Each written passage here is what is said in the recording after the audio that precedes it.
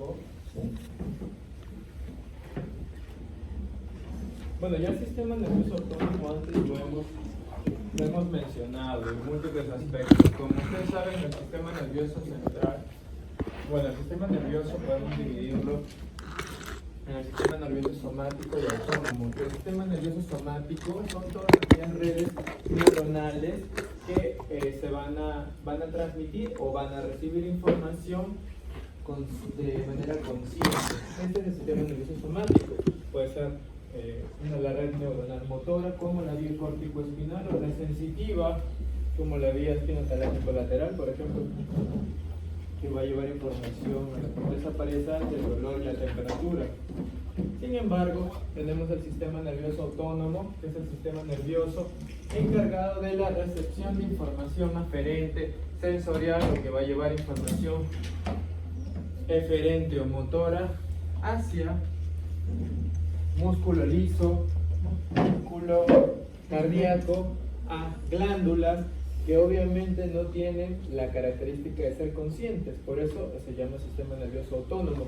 Y el sistema nervioso autónomo no va a tener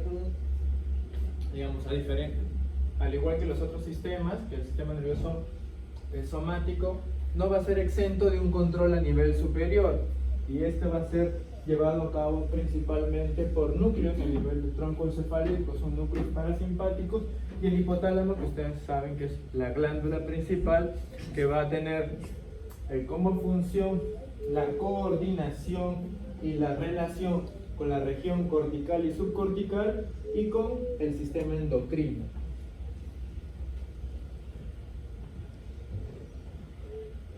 El sistema nervioso, por ejemplo, vamos a ver dos niveles de circuitos, el sistema motor somático y el sistema motor autónomo. El sistema motor somático, como estructura representativa, tenemos a la vía córtico-espinal, que empieza en la quinta capa de las células piramidales en el giro frontal ascendente o giro motor primario.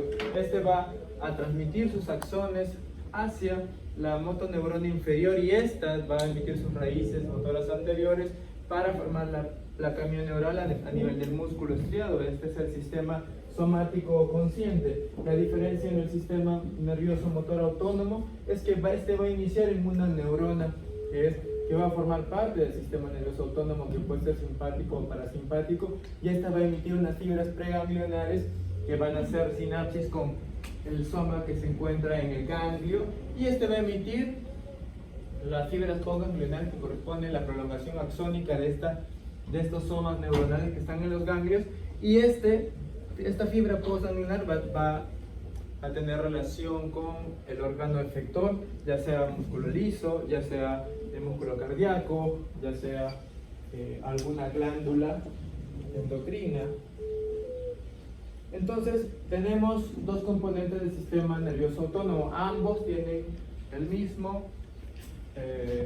circuito, el mismo patrón, pero con algunas diferencias. Tenemos el sistema parasimpático y el sistema simpático. El sistema parasimpático y simpático, semejanzas, ambos tienen obviamente una neurona autonómica que va a emitir una fibra preganglionar que hace sinapsis en el ganglio, y el soma de este ganglio va a emitir ese axón postganglionar que va a ir hacia el órgano efector o glándula. Sin embargo, diferencias. Seguimos en semejanzas primero. El sistema nervioso parasimpático y simpático, a nivel de la fibra preganglionar, va a intervenir el mismo neurotransmisor, que es la acetilcolina, que eso ha sido pregunta de su primer examen.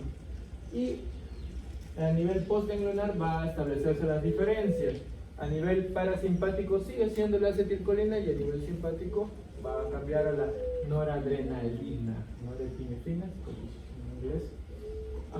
Y otra diferencia es que en el sistema nervioso parasimpático el ganglio se encuentra más cerca de su órgano efector, lo que significa que la fibra preganglionar es más extensa y más larga, y la fibra postganglionar es más corta, a diferencia del sistema nervioso simpático, donde el ganglio está lejano al órgano efector, por tanto la fibra preganglionar es corta, y por otro lado la postganglionar está más larga, ¿correcto? Un ejemplo clásico, el sistema parasimpático. Las fibras parasimpáticas que acompañan al tercer nervio craneal, al nervio oculomotor. El nervio oculomotor tiene dos núcleos, tiene un núcleo motor propiamente y tiene un núcleo parasimpático que es el Edinger-Westphal. El Edinger-Westphal es el núcleo accesorio del motor ocular común y tiene las fibras parasimpáticas que van a acompañar al tercer nervio hasta hacer sinapsis. ¿Dónde? En el ganglio que se encuentra en la órbita, en el ganglio ciliar.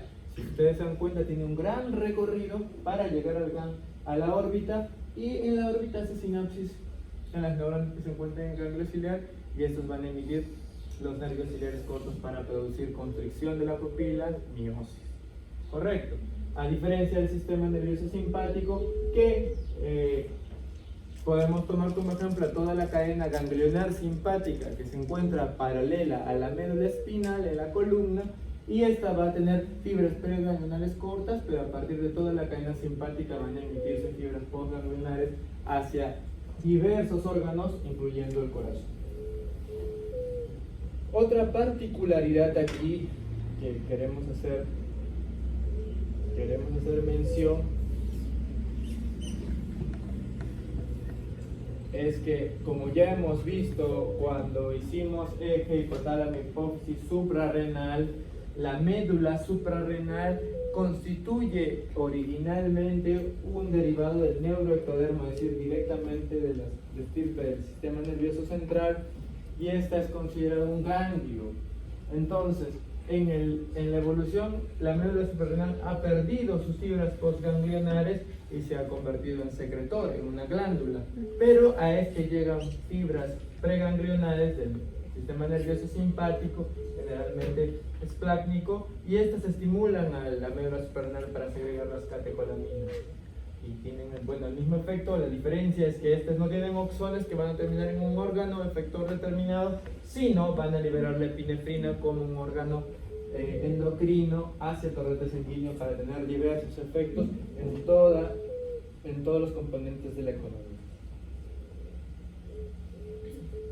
Para recargar justamente acetilcolina, simpático y parasimpático.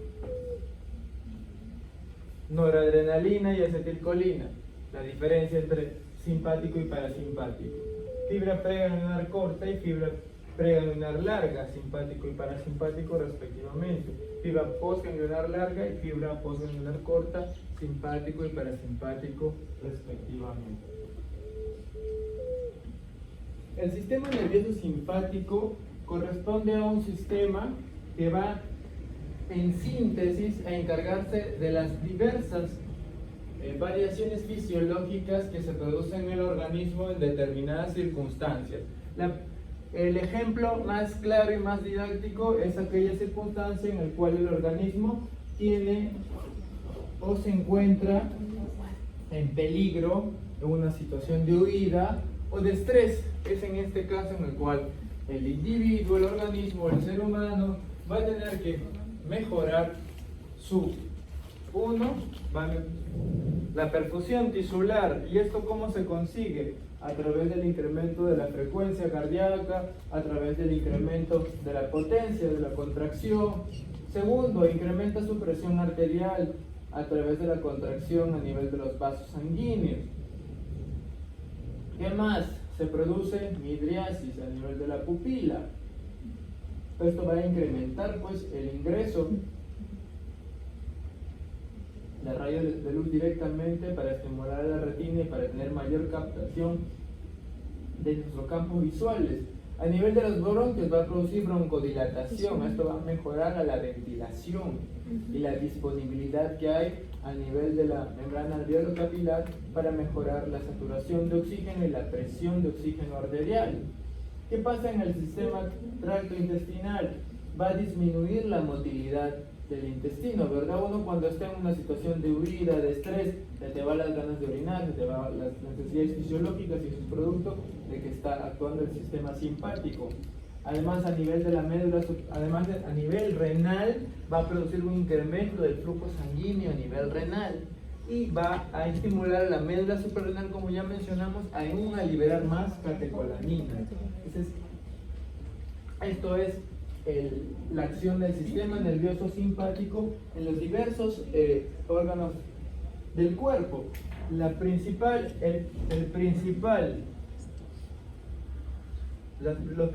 núcleos simpáticos se encuentran a nivel del asta lateral de la columna dorsal. Estos van a formar, a través de sus fibras preganglionares, la cadena simpática ganglionar. Esta cadena simpática ganglionar va a emitir sus fibras postganglionares a todos estos órganos de la economía. Se encarga a nivel del vaso sanguíneo, vasoconstricción, aumenta la resistencia vascular periférica, la presión arterial. A nivel de los músculos, a nivel de la pupila, ¿de qué se encarga?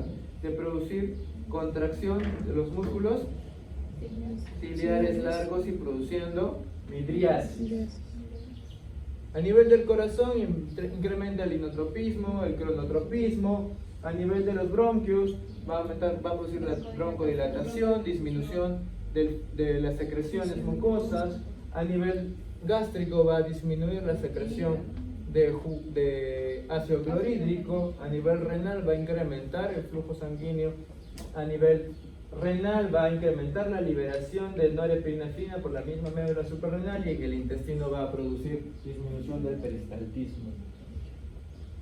Como ya mencionamos, la médula suprarrenal es un órgano, es una glándula derivada del neuroectodermo y se considera un ganglio simpático. El nervio explásmico va a estimular las células enterocomafines que se encuentran en la médula suprarrenal, y estas van a producir la liberación de noradrenalina para inducir los mecanismos que están implicados en la respuesta al estrés. Aumenta los niveles de glucosa, la lipólisis, la contracción cardíaca, el gasto cardíaco, la contracción vascular periférica con el consiguiente incremento de la presión arterial. Los neurotransmisores del sistema nervioso autónomo ya lo hemos estudiado cuando hemos hablado de neurotransmisores. Tenemos a la acetilcolina y a la norepinefrina, de hecho, como neurotransmisores representativos del sistema nervioso autónomo simpático y parasimpático.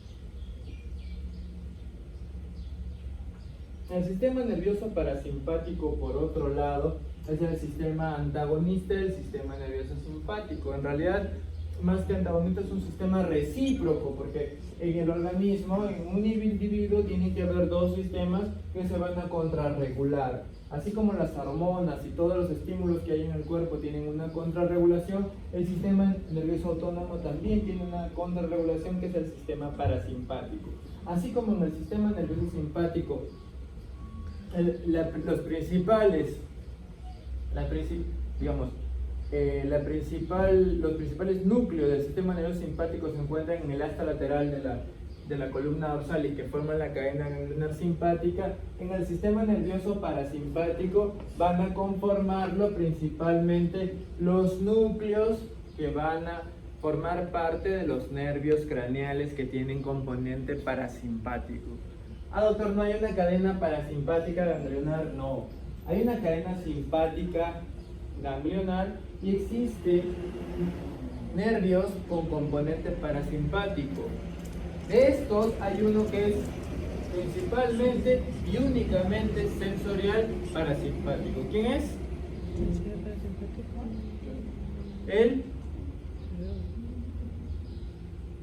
Les mencionaba que los nervios, el sistema nervioso parasimpático tiene sus componentes a partir de los núcleos parasimpáticos que conforman los nervios craneales, a diferencia del sistema nervioso simpático, que los núcleos se encuentran en el asta lateral en la médula. En el sistema nervioso parasimpático se encuentran en el tronco encefálico, y estos núcleos van a formar parte de los nervios craneales. De estos nervios craneales, ¿cuál es el principal, el representativo y el que corresponde a puramente fibras parasimpáticas? El vago, correcto. El vago es el nervio parasimpático por excelencia, es el nervio cardio-neumogástrico, es el nervio que va a llevar fibras parasimpáticas para inervar el corazón, el tracto gastrointestinal, los bronquios y diversos otros órganos. Ojo, todos estos nervios tienen función parasimpática. Por ejemplo, nervio representativo, el tercer nervio craneal, que también lo vamos a tocar cuando veamos órgano de la visión. El tercer nervio craneal es un nervio, como les dije, que tiene doble componente, ¿verdad? El núcleo del óculo motor, que se va a encargar de inervar a los músculos extraoculares. ¿A quiénes? Al oblicuo menor, que va a dirigir la mirada hacia arriba, al recto superior, al recto inferior y al recto interno. Va a permitir la mirada hacia arriba, hacia medial, porque hacia lateral y hacia abajo se encargan respectivamente el abducen y el patético troclear. Pero también tenemos un núcleo parasimpático, el núcleo accesorio del tercer nervio, que es el núcleo de Edinger-Westphal. El núcleo de Edinger-Westphal va a enviar fibras parasimpáticas por la superficie del tercer nervio craneal. Al llevar fibras parasimpáticas al tercer nervio, por la superficie del tercer nervio craneal, este va a hacer sinapsis en el ganglio ciliar que les comenté que estaba en la órbita. Y a partir de este va a emitir las fibras postganglionares, que son las ciliares cortas y que van a encargarse de qué? El simpático que hace en la pupila. ¿Cómo? Al simpático. El simpático produce midriasis y el parasimpático produce entonces miosis.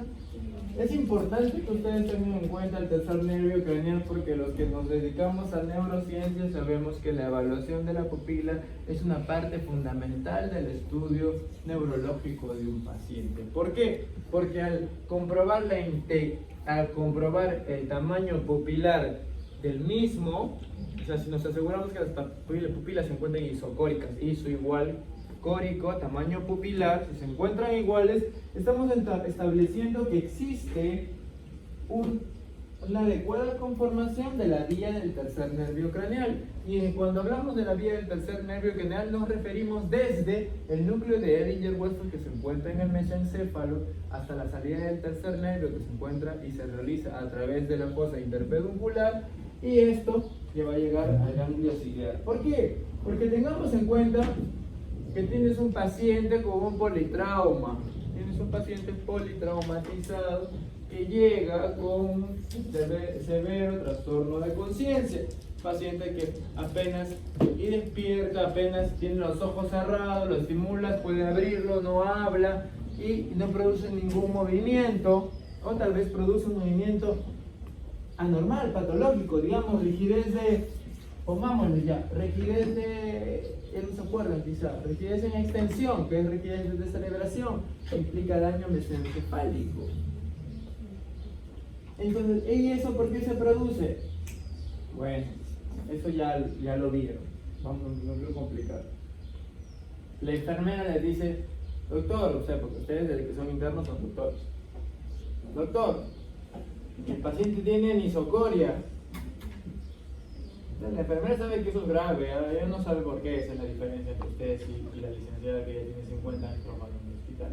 Pero la están informando, el paciente tiene anisocoria. ¿Qué interpretan con la anisocoria? ¿Qué significa anisocoria primero?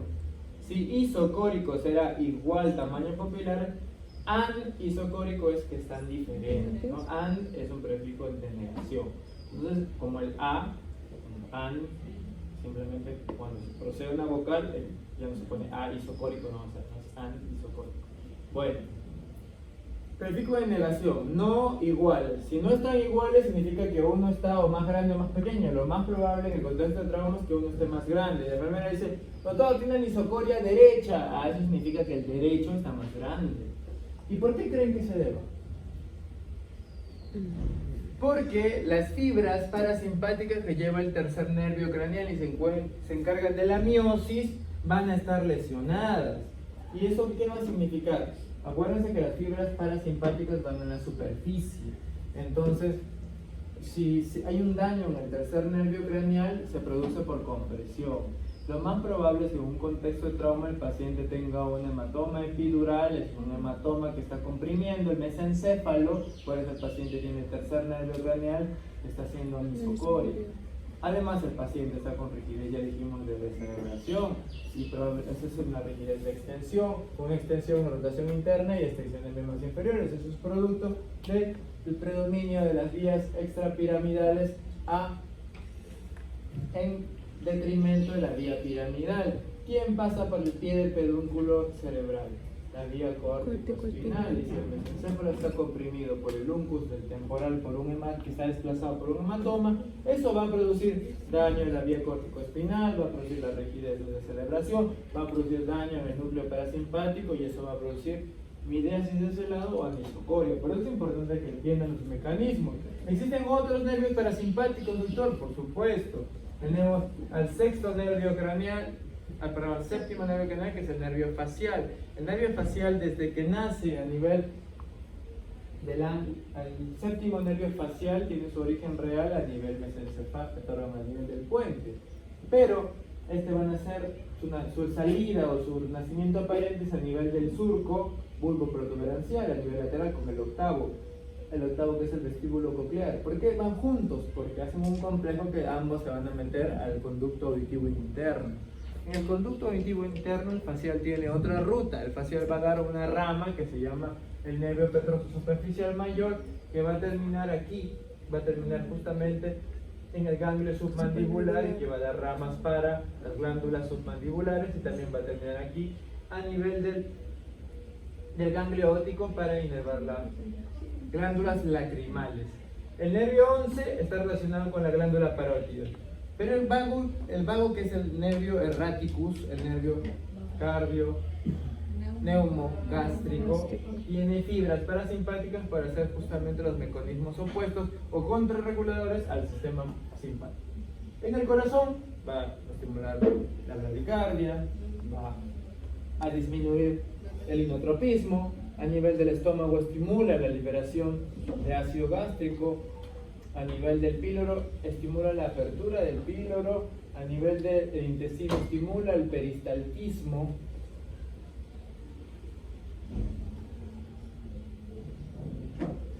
Entonces, justamente esto es lo que ya hemos mencionado, ¿verdad? El sistema nervioso simpático y parasimpático tienen mecanismos contrarreguladores que van a permitir diversos efectos. Receptores del sistema nervioso autónomo, eso también ya lo hemos visto antes. El sistema nervioso parasimpático va a tener su efecto a través de receptores muscarínicos. Receptores muscarínicos, o sea, proteína G, y por otro lado los receptores del sistema simpático se van a dividir en alfa 1, alfa 2, beta 1, beta 2, y de acuerdo a su distribución va a producir determinado efecto, ¿no? Sabemos que principalmente los beta 1 se encuentran en el corazón, los beta 2 se encuentran en los bronquios, los alfa 1 se encuentran en los vasos sanguíneos para aumentar la resistencia periférica, y así cada receptor va a tener un target específico para tener una respuesta específica.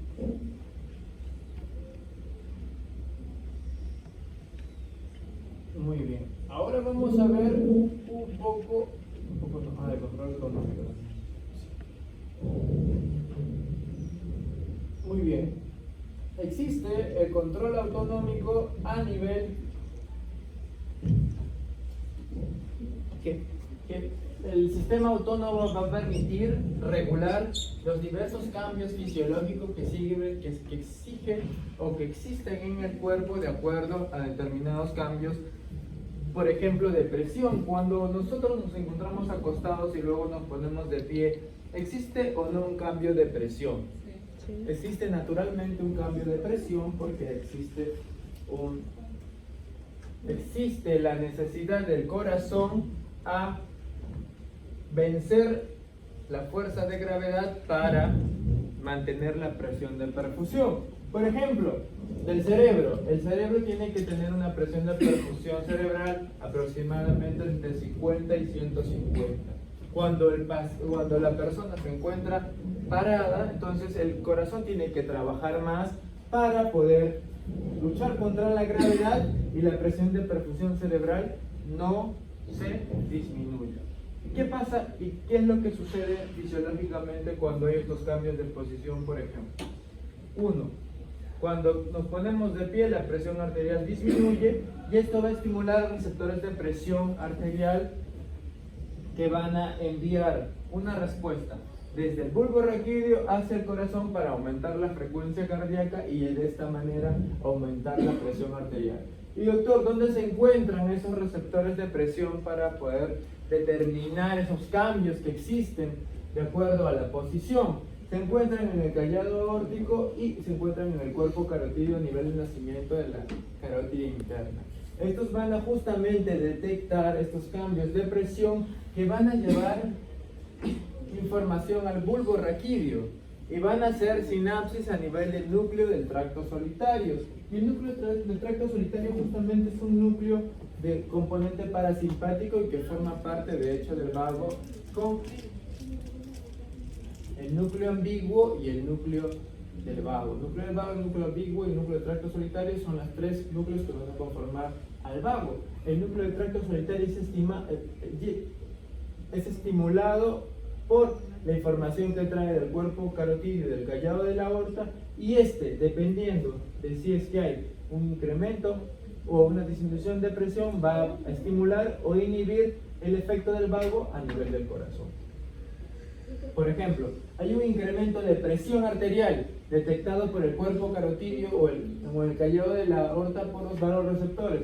Va a estimular al núcleo del tracto solitario y va a estimular al vago para producir bradicardia y disminuir esa presión incrementada. Por otro lado, si es que existe más bien una disminución de la presión, a nivel del bulbo raquídeo va a haber un estímulo directo en el asta lateral para estimular a la cadena ganglionar simpática que emita esas fibras postganglionares simpáticas al corazón y produzca sus efectos beta 1, que son el incremento del cronotropismo y el inotropismo. Asimismo, también existen fibras preganglionares que van a llegar a la médula suprarrenal para liberar más norepinefrina y estimular al mantenimiento de la presión. Es de esta manera como el sistema nervioso autónomo simpático y parasimpático van a regularse recíprocamente para permitir mantener los rangos fisiológicos adecuadamente. Ahora vamos a atacar el sistema límbico. El sistema límbico es un sistema que se encuentra, primero, se llama límbico porque es un sistema que se encuentra, límbico viene del limbo y limbo es límite. Tradicionalmente se considera como el sistema que se encuentra en el límite entre la corteza y el diencéfalo. Entonces, ¿qué estructuras encontramos en el corte medial? Encontramos al cuerpo calloso, encontramos a la circunvolución del cíngulo, encontramos a la amígdala, al giro parahipocampal. Pero ¿qué pasa? Con los estudios posteriores se ha ido encontrando de que los componentes del sistema estructurales del sistema límbico son más amplios. De hecho, corresponden también a la corteza. El cíngulo forma parte de la corteza medial a nivel frontal y parietal. El giro parahipocampal también pertenece a la cara basal del temporal, la cara basal medial. Así como el sistema límbico es un sistema complejo que en realidad no es un sistema estructural, es más un sistema funcional que integra diversas estructuras y que va a permitir, uno, el control de las emociones, el control de la ira, el control de la supervivencia, del instinto de supervivencia, y también el almacenar recuerdos asociados a emociones, recuerdos anterógrados, recuerdos a corto plazo.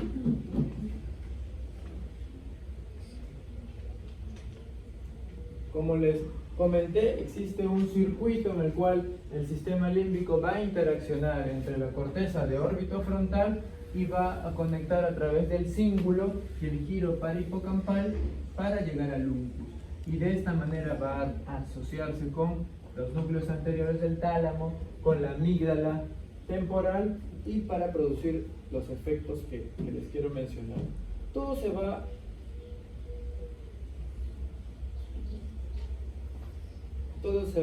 a poder entender a partir de esta de esta lámina, que es un circuito y que integra y que se compone, que se llama circuito de Papez. El circuito de Papez es un circuito estudiado a partir del cual se puede explicar cómo las personas pueden adquirir esos recuerdos a corto plazo, que sobre todo tiene bastante componente emocional. Todo comienza en la región cortical prefrontal. La región cortical prefrontal no solamente se encarga de la planificación del movimiento. Acuérdense que la región prefrontal es el área de asociación motora, es decir, el área de planificación de movimientos complejos, de movimientos secuenciales. También se encarga del control de la voluntad, de los impulsos, de la inhibición, de inhibición de la agresividad. Esto se va a tener comunicación con el giro singular, que es el giro que está alrededor del cuerpo calloso, y el giro singular tiene una porción aquí inferior que se llama istmo del cíngulo. Es un adelgazamiento del cíngulo que va a tener conexión con el giro parahipocampal. El giro parahipocampal tiene al uncus. En la porción anterior del uncus está la amígdala, y eso lo vamos a ver. La amígdala. La amígdala es un núcleo que se encarga del control de la ira y del instinto de supervivencia y del impulso sexual. Se ha estudiado en modelos animales donde animales agresivos que se les realiza selectivamente amigdalectomías, los animales tienen disminución de esas conductas agresivas, pero también tienen disminución del instinto de supervivencia y también tienen disminución del impulso sexual. Pero estamos hablando de que la información pasa por el giro singular y por el istmo llega al giro parahipocampal. Luego de llegar al giro parahipocampal, esto se va a transmitir al hipocampo, y el hipocampo va a dar origen a sus fibras eferentes principales, que son la fimbria del fornix. La fimbria del fornix, que va a dar origen al pilar posterior del fornix, al cuerpo del fornix y al pilar anterior del fornix. El pilar anterior del fornix va a tener una conexión con los núcleos que se encuentran en el hipotálamo posterior, de hecho, a nivel de los cuerpos mamilares. El pilar anterior va a hacer sinapsis con los cuerpos mamilares, y los cuerpos mamilares van a hacer sinapsis con los núcleos anteriores del tálamo a través de esas fibras mamilotalámicas. Y a nivel del tálamo, este tálamo va a enviar información nuevamente a la corteza a través del brazo anterior de la cápsula interna, a través de fascículos tálamo-corticales, y así es como se va a cumplir el ciclo. Cíngulo, istmo del cíngulo, parahipocampo, hipocampo, fornix, pilar posterior, cuerpo, pilar anterior, cuerpo mamilar, núcleo anterior del tálamo y núcleo anterior del tálamo a través de la cápsula interna con el giro singular. Como les repito, este es un circuito que va a implicar diversas estructuras que ya han estudiado ustedes probablemente en anatomía. Región prefrontal, giro singular en cara medial, giro parahipocampal e hipocampo en el temporal, en la cara basal medial y en la cara basal.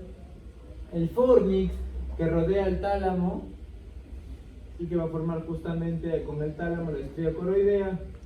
El fornix, que hace sinapsis con el cuerpo mamilar, y el cuerpo mamilar, que hace sinapsis con los núcleos anteriores del tálamo, y que esto a su vez va a emitir sus fibras tálamo-corticales para tener sinapsis nuevamente con el giro singular.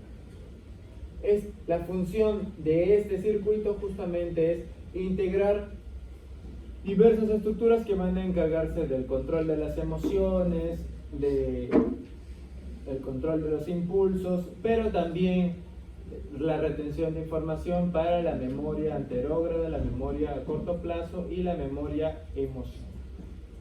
¿Sí? Bueno, eso sería todo. ¿Alguna pregunta, duda? Gracias.